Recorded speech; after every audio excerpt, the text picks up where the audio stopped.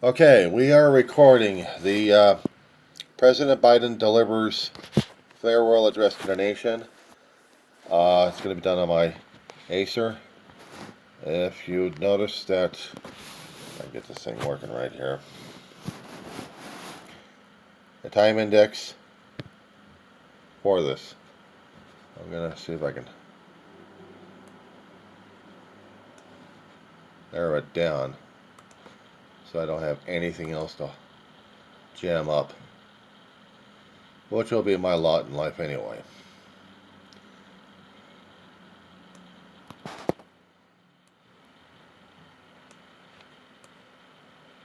I am putting these things into focus, these widgets and watchets and what's not, just so I can get this working here. Sorry about the, I just want to make sure that I have got this recorded properly. It's properly, I'm going to get anyway. This is John Weaver from Roseman, California. A diary of a griever named John Weaver. What did we are doing this for posterity. For my records, this is copyrighted material coming from the White House, and I'll put that into the comments as soon as I get these videos loaded up.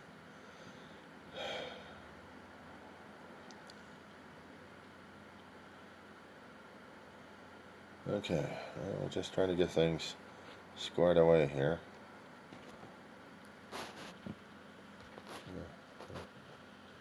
There we go. Every so often I'll probably hear my dog whining for my attention. So I will be putting the headset on the Acer, carefully enough. I'll have this here. That's going to be interfering with that. So we're trying to get it as close as we can without screwing things up. I hope to God I don't screw this damn thing up. Alright.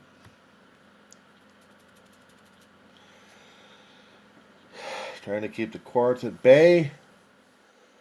We are still recording video and audio on the Dell computer, as well as doing the waiting for the video feed on the Acer, and we are still taping on my cell phone, which hopefully it won't give out. Apologize on the video that I'm doing on the Dell because of the lighting, because I want to get a better lighting on my computer that I'm getting the material from. I'm getting myself ready just in case she must be obeyed wants attention. She is the mama's.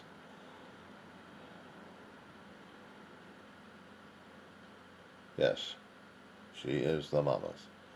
And mama's wants. You will see me walking around a bit on some occasions in the background. I'm doing it on the cell phone here. And you'll be seeing me walk around here on the Dell computer because of things I may have to do for her or for myself or both. We are waiting shortly. This is my own recording. No monetary at all. I want it for posterity. And yes, it's almost time. It's just about 5 o'clock.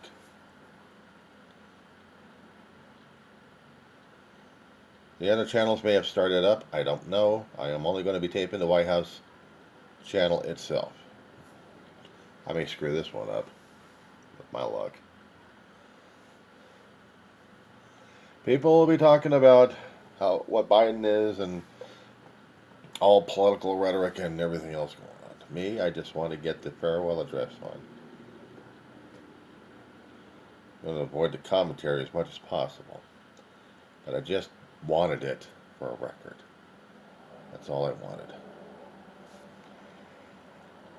Now, normally the White House is not punctual enough, but I'm still taping anyway on this computer and the main lap.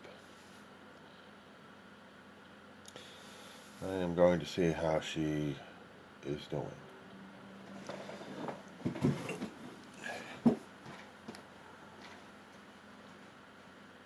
Hey there. No problem. Hey there. Oh. Oh, you're fussing. Why are you fussing, babe? Why are you fussing? You feel like running out there chasing after things.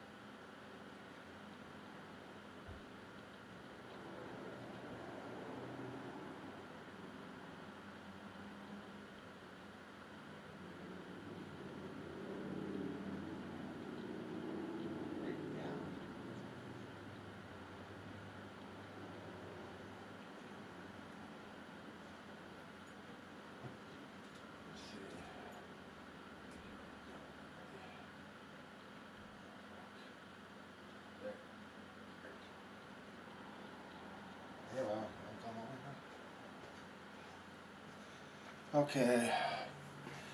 I don't know what the hell's going on. I'll probably get the replays a little bit later. Let me see something here.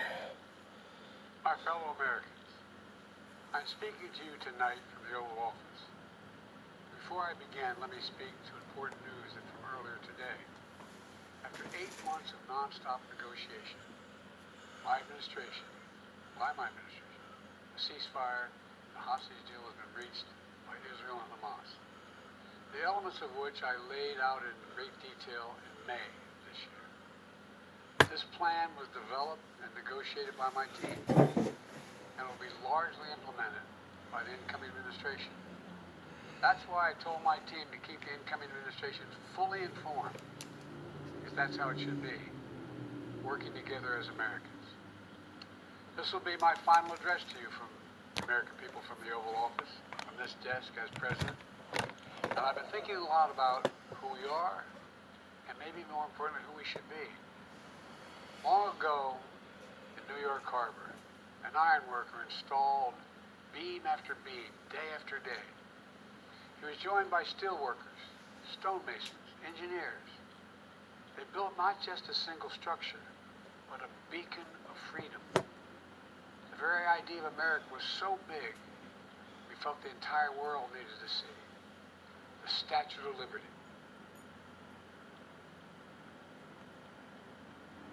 No. America was built not by one person, but by many people. Oh, God. From every background and from around the world. Like America, the Statue of Liberty is not standing still.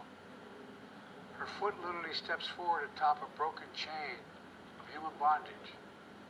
She's on the march, and she literally moves. She was built to sway back and forth to withstand the fury Oh, come on. of weather. To stand the test of time because storms are always coming. She sways a few inches, but she never falls into the current below. An engineering marvel. The Statue of Liberty is also an enduring symbol of the soul of our nation. A soul shaped by forces that bring us together and by forces that pull us apart. And yet through good times and tough times, we've withstood it all. A nation of pioneers and explorers, of dreamers and doers, of ancestors native to this land, of ancestors who came by force, a nation of immigrants who came to build a better life, a nation holding the torch of the most powerful idea ever in the history of the world, the all of us are created equal, that all of us deserve to be treated with dignity, justice, and fairness, that democracy must defend and be defined and be imposed, moved in every way possible. Our rights, our freedoms, our dreams. But we know the idea of America, our institution, our people, our values that uphold it, are constantly being tested. Ongoing debates about power and the exercise of power, about whether we lead by the example of our power or the power of our example, whether we show the courage to stand up to the abuse of power or we yield to it. After 50 years at the center of all of this, I know that believing in the idea of America means respecting the institutions that govern a free society. The presidency, the Congress, the courts, a free and independent press. Institutions that are rooted, they just might not reflect the timeless words, but they echo the words of the Declaration of Independence. We hold these truths to be self-evident. Rooted in the timeless words of the Constitution, we the people. Our system of separation of powers, checks and balances, may not be perfect, but it's maintained our democracy for nearly 250 years, longer than any other nation in history that's ever tried such a bold experiment. In the past 4 years, our democracy has held strong, and every day I've kept my commitment to be president for all Americans through one of the toughest periods in our nation's history. I've had a great partner, Vice President Kamala Harris. It's been the honor of my life to see the resilience of essential workers getting us through a once-in-a-century pandemic, the heroism of service members and first responders keeping us safe, the determination of advocates standing up for our rights and our freedoms, instead of losing their jobs to an economic crisis that we inherited. Millions of Americans now have the dignity of work. Millions of entrepreneurs and companies creating new businesses and industries, hiring American workers, using American products. Together, we've launched a new era of American possibilities. One of the greatest modernizations of infrastructure in our entire history, from new roads, bridges, clean water, affordable high-speed internet for every American. We invented the semiconductor, smaller than the tip of my little finger, and now is bringing those chip factories and those jobs back to America where they belong, creating thousands of jobs. Finally, giving Medicare the power to negotiate lower prescription drug prices for millions of seniors. And finally, doing something to protect our children and our families by passing the most significant gun safety law in 30 years and bringing violent crime to a 50-year low. Meeting our sacred obligation to over 1 million veterans so far who are exposed to toxic materials, and to their families, providing medical care and education benefits and more for their families. You know, it will take time to feel the full impact of all we've done together. But the seeds are planted, and they'll grow and they'll bloom for decades to come. At home, we've created nearly 17 million new jobs, more than any other single administration, a single term. More people have health care than ever before. And overseas, we've strengthened NATO. Ukraine is still free. And we pulled ahead of our competition with China. And so much more. I'm so proud of how much we've accomplished together for the American people. And I wish the incoming administration success, because I want America to succeed. That's why I've upheld my duty to ensure a peaceful and orderly transition of power, to ensure we lead by the power of our example. I have no doubt that America is in a position to continue to succeed. That's why my farewell address tonight, I want to warn the country of some things that give me great concern. This is a dangerous and that's a dangerous concentration of power in the hands of a very few ultra-wealthy people. The dangerous consequences if their abuse of power is left unchecked. Today, an oligarchy is taking shape in America of extreme wealth, power, and influence that literally threatens our entire democracy, our basic rights and freedoms, and a fair shot for everyone to get ahead. We see the consequences all across America, and we've seen it before. More than a century ago, the American people stood up to the robber barons back then and busted the trusts. They didn't punish the wealthy. They just made the wealthy play by the rules everybody else had. Workers want rights to earn their fair share. You know, they were dealt into the deal, and it helped put us on a path to building the largest middle class, the most prosperous century any nation in the world has ever seen. It's got to do that again. In the last 4 years, that is exactly what we've done. People should be able to make as much as they can, but play by the same rules, pay their fair share of taxes. So much is at stake. Right now, the existential threat of climate change has never been clearer. Just look across the country, from California to North Carolina.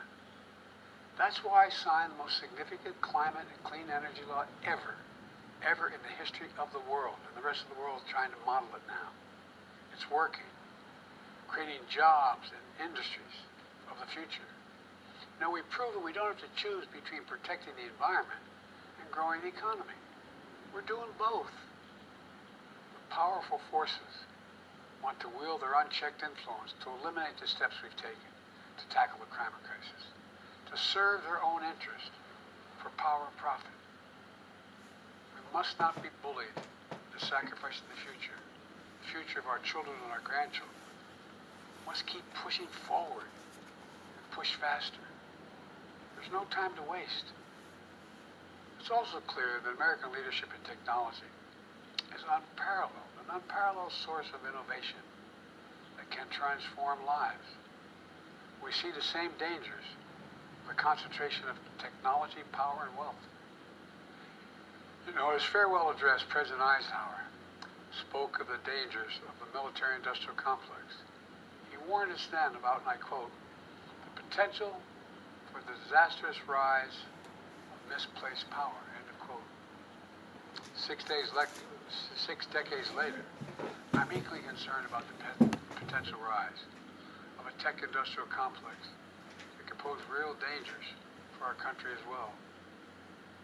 Americans are being buried under an avalanche of misinformation and disinformation, enabling the abuse of power. The free press is crumbling. Editors are disappearing. Social media is giving up on fact-checking. The truth is smothered by lies told for power and for profit. We must hold the social platforms accountable to protect our children, our families, and our very democracy from the abuse of power. Meanwhile, artificial intelligence is the most consequential technology of our time, perhaps of all time. Nothing offers more profound possibilities and risk for our economy and our security, our society, for humanity. Artificial intelligence even has the potential to help us answer my call to end cancer as we know it. But unless safeguards are in place, AI could spawn new threats to our rights, our way of life, to our privacy, how we work and how we protect our nation. We must make sure AI is safe and trustworthy and good for all humankind. In the age of AI, it's more important than ever that the people must govern. And as the land of liberty, America, not China, must lead the world in the development of AI.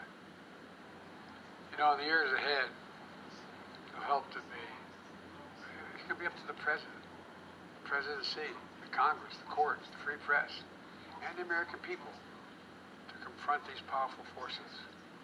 We must reform the tax code, not by giving the biggest tax cuts to billionaires, but by making them begin to pay their fair share.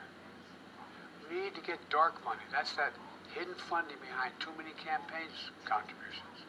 We need to get it out of our politics. We We need to enact an 18-year time limit, term limit, time and term, for the strongest ethics reforms for our Supreme Court. We need to ban members of Congress from trading stock while they're in the Congress. We need to amend the Constitution to make clear that no president is immune from crimes that he or she commits while in office. The president's power is not limited. It's not absolute. It shouldn't be. And in a democracy, there's another danger to the concentration of power and wealth. It erodes a sense of unity and common purpose. It causes distrust and division. Participating in our democracy becomes exhausting and even disillusioning. And people don't feel like they have a fair shot. We have to stay engaged in the process. I know it's frustrating. A fair shot is what makes America America. Everyone's entitled to a fair shot. Not a guarantee, but just a fair shot. An even playing field. Going as far as your hard work and talent can take you. We can never lose that essential truth. Remain who we are.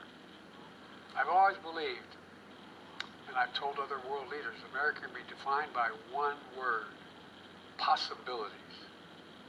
Only in America do we believe anything is possible. Like a kid with a stutter from modest beginnings in Scranton, Pennsylvania, Claremont, Delaware, sitting behind this desk in the Oval Office as President of the United States. That's the magic of America. It's all around us. Upstairs in the residence of the White House, I've walked by a painting of the Statue of Liberty, I don't know how many times. In the painting, there's several workers climbing on the outstretched arm of the statue that holds the torch. It reminds me every day I pass it of the story and soul of our nation and the power of the American people. There's a story of a veteran. This is a veteran, son of an immigrant, whose job was to climb that torch and polish the amber panes so rays of light could reach out as far as possible. He was known as the keeper of the flame. He once said of the Statue of Liberty, quote, "speaks a silent universal language, one of hope. Anyone who speaks freedom can understand." Yes, we sway back and forth to withstand the fury of the storm, to stand the test of time. But constant struggle, a short distance between peril and possibility.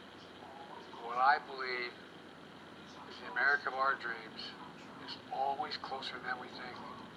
It's up to us to make our dreams come true. Let me close by stating my gratitude to so many people. To the members of my administration, as well as public service and first responders across the country and around the world. Thank you for stepping up to serve. To our service members and their families, it's been the highest honor of my life to lead you as Commander-in-Chief. And of course to Kamala and our incredible partner and historic Vice President. She and Doug have become like family. And to me, family's everything. My deepest appreciation for our amazing First Lady who's with me in the Oval today. For our entire family. You're the love of my life and the lives of my love. My eternal thanks to you, the American people. After 50 years of public service, I give you my word. I still believe in the idea for which this nation stands. A nation where the strength of our institutions and the character of our people matter and must endure. Now it's your turn to stand guard. May you all be the keeper of the flame. May you keep the faith. I love America. You love it too. God bless you all. May God protect our troops. Thank you for this great honor. God bless your soul, Joe Biden.